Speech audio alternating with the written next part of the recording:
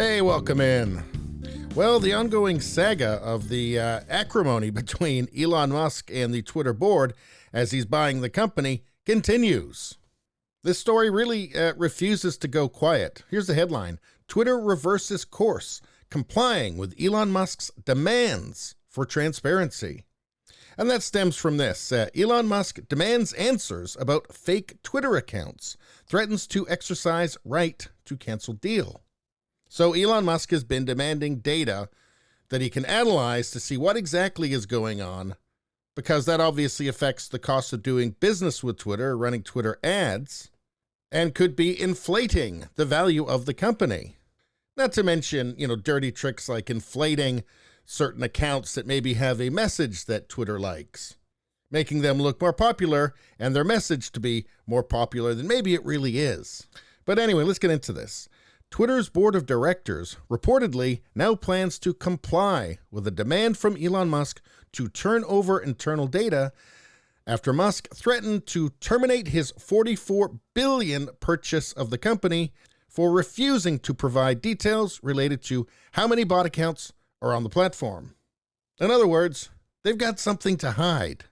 So the Washington Post has reported that the information could be provided as soon as this week. An attorney for Musk said in a letter to Twitter's general counsel and head of legal, policy, and trust, Vijaya Gadde, that the social media company was actively resisting and thwarting his information rights, as agreed to in the contract.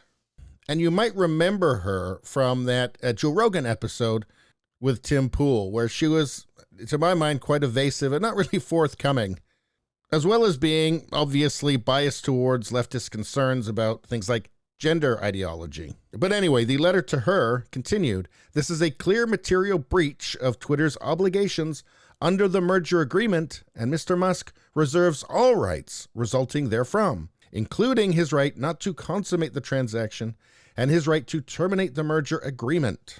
And it says the number of fake accounts on the platform could inflate the company's ad revenue and thus lead Musk to seek to renegotiate how much he is willing to pay for the company.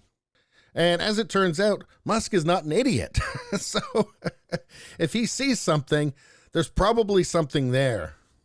And the trouble doesn't stop there. Texas Attorney General Ken Paxton announced on Monday that his office had opened an investigation into Twitter for potentially false reporting over its fake bot accounts.